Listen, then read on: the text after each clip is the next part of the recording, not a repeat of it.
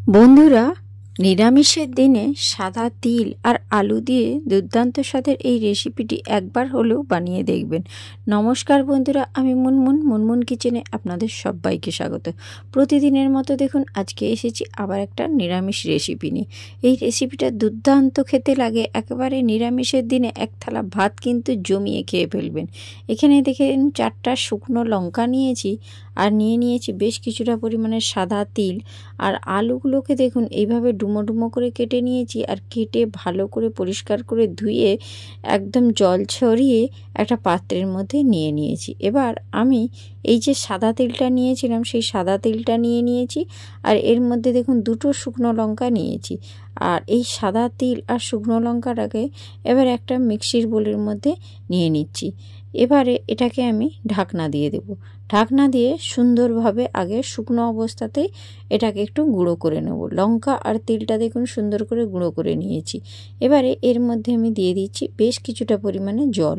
প্রথমেই বন্ধুরা জল দিয়ে একদম বাটতে যাবেন না, তাহলে কিন্তু তিলটা বা লঙ্কাটা দুটোই কিন্তু গোটা গোটা থেকে যাবে। আর এখানে দেখুন সুন্দরভাবে আমি সাদা তিল আর লঙ্কার পেস্টটা বানিয়ে নিয়েছি। এবারে দেখুন গ্যাসের উপর আমি একটা কড়াই বসিয়ে দিয়েছি, আর কড়াইটাকে ভালো করে গরম হয়ে গেলে এর মধ্যে দিয়ে দিতে হবে বেশ কিছুটা পরিমাণে সরষের তেল। আর রেসিপিটা বন্ধুরা আপনারা সরষের তেলেই বানানোর চেষ্টা করবেন। আর তেলটা গরম হয়ে গেলে 1/2 চামচের থেকে একটু কম আমি এখানে দিয়ে দিয়েছি কালো জিরে। আর ঝালের জন্য এখন দেখুন দিয়ে দিলাম 2টো শুকনো লঙ্কা। আর এবারে জিরে আর লঙ্কাটাকে খুব ভালো করে তেলের মধ্যে ভেজে নিতে হবে। আর লঙ্কাটা তেলের মধ্যে ভাজা হয়ে গেলে খুব সুন্দর একটা গন্ধ ভেসে আসবে বন্ধুরা। এবারে আমি যে আলুগুলোকে কেটে ধুয়ে পরিষ্কার করে রেখেছিলাম সেই আলুগুলোকে আমি তেলের মধ্যে দিয়ে দিয়েছি। এবারে খুব ভালো করে আলুটাকে কষিয়ে নেওয়ার পালা। আর আলুটাকে এভাবে একটু তেলের মধ্যে নাড়াচাড়া করে নিয়েছি। এবারে এই আলুর মধ্যে দিয়ে দেব সামান্য পরিমাণে স্বাদ মতো লবণ। আর লবণটা আমি একটু প্রথমেই বেশি করে দিয়ে দিচ্ছি, যাতে আর পরে আমাকে লবণটা না দিতে হয়। আর দেখুন সামান্য একদম 1 চিমটে একটু হলুদের গুঁড়ো দিয়েছি, এটা জাস্ট একটু কালারটা সুন্দর হওয়ার জন্য। তো এই রেসিপিতে হলুদ গুঁড়োর কিন্তু বেশি প্রয়োজন নেই। আর আমি ঝালের জন্য যেহেতু শুকনো লঙ্কা দিয়েছি, গুঁড়ো লঙ্কাও কিন্তু এখানে ইউজ করব না। তো চাইলে আপনারা কাঁচা লঙ্কা অবশ্যই দিতে পারেন, ঝাল যদি আপনারা বেশি খেতে চান। আর এখানে দেখুন এটাকে আমি এবারে নাড়াচাড়া করে ঢাকনা দিয়ে দিয়েছি। আর আমি কিন্তু আলুটাকে তেলের মধ্যে এইভাবে একটু ঢাকনা দিয়েই কষিয়ে নেব, তাহলে 95% আলুটা এই তেলের মধ্যেই কিন্তু ভাজা হওয়ার সাথে সাথে সেদ্ধ হয়ে যাবে। আর যেহেতু আমি বারে বারে এটাকে ঢাকনা দিয়ে নেড়ে চেড়ে ভেজে নিচ্ছি, আর গ্যাসের ফ্লেমটাকে একদম লো ফ্লেমে রেখে ভেজে নিচ্ছি, আমাকে এটা সেদ্ধ করার জন্য বেশিক্ষণ কিন্তু অপেক্ষা করতে হবে না। এখানে দেখুন ভালো করে ঢাকনা দিয়ে আলুটাকে আমি কষিয়ে নিচ্ছি, তাহলে দেখবেন বন্ধুরা রেসিপির স্বাদ কিন্তু খুব সুন্দর হয়। যে কোনো আলু কিংবা সবজি কষানোর কাছে কিন্তু রেসিপির স্বাদ অনেকাংশে নির্ভর করে। আর এখানে দেখুন একটা গ্রেটারের সাহায্যে আমি সামান্য কিছুটা পরিমাণ পনির নিয়েছি, আর পনিরটাকে দেখুন ওই গ্রেটারের সাহায্যে সুন্দর করে গ্রেট করে ওই আলুর মধ্যেই দিয়ে দিলাম। এবারে এই পনিরটা দেওয়ার পর খুব ভালো করে আলুর সঙ্গে এবারে আমি এই গ্রেট করা পনিরটা দিয়ে আবারও একটু ভালো করে ভেজে নেব বন্ধুরা। আর একবার এইভাবে সাদা তিল, আলু আর সামান্য খুবই অল্প পরিমাণে একটু পনির দিয়ে এই আলু, তিল আর পনিরের রেসিপিটা একটু বানিয়ে দেখবেন। খুব সুন্দর লাগে নিরামিষের দিনে, এক থালা ভাত নিমেষেই শেষ হয়ে যাবে এই আলু আর তিলের রেসিপিটা দিয়ে। আর এখানে দেখুন আমি যে তিল আর লঙ্কাটা বেটে রেখেছিলাম সেই বাটাটা এখন এর মধ্যে দিয়ে দিয়েছি। দিয়ে খুব ভালো করে মিশিয়ে নিয়ে এবারে আলুর সাথে এই তিল বাটাটা দিয়ে একটু কষিয়ে নিতে হবে। যতক্ষণ না মশলা থেকে তেল ছেড়ে বেরিয়ে আসবে আমি ঠিক ততক্ষণ পর্যন্তই কষিয়ে নেব। এবারে আমি যে বাটিটার মধ্যে তিল বাটাটা রেখেছিলাম সেই বাটিটা ধুয়ে সামান্য অল্প পরিমাণ একটু জল এর মধ্যে দিয়ে দিলাম, তাহলে মশলাটা তলায় ধরে যাবে না, কষাতেও আমার খুব সুবিধা হবে। আর এখন লো টু মিডিয়াম ফ্লেমে রেখে এবারে খুব ভালো করে কষিয়ে নিচ্ছি। আর বেশি কিন্তু এটা জল দিয়ে কষানোর দরকার নেই, শুধু বাটিটা ধুয়ে আমি অল্প একটু জল দিয়ে দিয়েছি। এবারে ঘটানাটা করে একটু মিশিয়ে নিয়েছি আর খুব ভালো করে কষিয়ে নেব।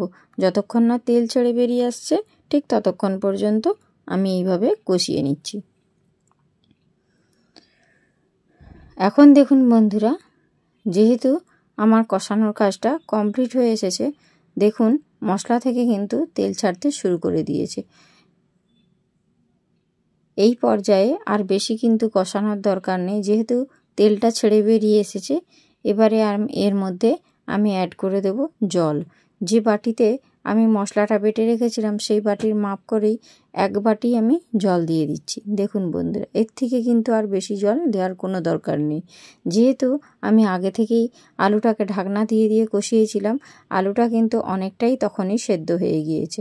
আর যেহেতু এখন আমি তিল বাটাটা দিয়েছি, এই তিল বাটার সঙ্গে আলুটাকে দিয়ে আরেকটু কুক করে নিতে হবে মিনিট 6-7 মতো। এবারে আমি জলটা দেওয়ার পর খুব ভালো করে ঘটানাটা করে একটু মিশিয়ে নিয়েছি। এবারে এটাকে আমি ঢাকনা দিয়ে 5 থেকে 6 মিনিট রান্না করে নেব। তো ঢাকনাটা দিয়ে দিলাম আর গ্যাসের ফ্লেমটা একদম লো টু মিডিয়ামে করে রেখে দিয়েছিলাম। এবারে আমি 6 থেকে 7 মিনিট পর ফিরে আসছি বন্ধুরা, আর ঢাকনাটা খুলে দিয়েছি। দেখুন যে পরিমাণ আমি জলটা দিয়েছিলাম তার থেকে অনেকটা জল কিন্তু কমে গিয়েছে। আর এতটাও জল আমি রাখবো না। তো এখন আমি দেখে নিই যে আলুটা খুব একটা সেদ্ধ হয়েছে কিনা। দেখুন আলুটা কিন্তু খুব সুন্দর সুসেদ্ধ হয়ে গিয়েছে। আর এবারে এর মধ্যে যে জলটা রয়েছে এই জলটাকে আমি এতটা রাখবো না, একটু মাখো মাখো করে নেব। তার জন্য গ্যাসের ফ্লেমটা একদম হাইতে দিয়ে দিয়েছি।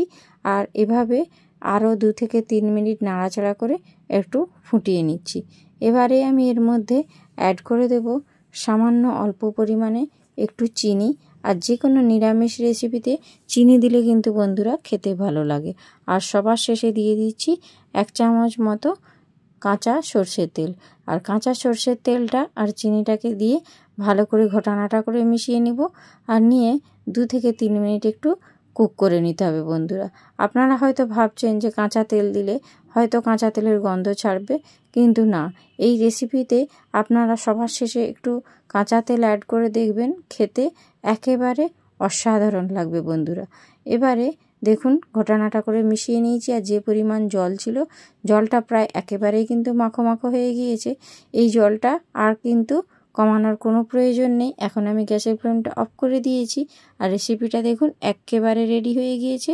আমি গরম গরম একটা প্লেটের মধ্যে সার্ভ করে দিয়েছি। আপনারা একবার হলেও নিরামিষের দিনে এরকম বানিয়ে দেখবেন, খেতে খুব সুন্দর লাগে। তো কার কার আমার রেসিপি ভালো লাগলো অবশ্যই লাইক, কমেন্ট ও শেয়ার করে দেবেন। মতো ভিডিওটা এখানেই শেষ করছি। তো টাটা, বাই বাই।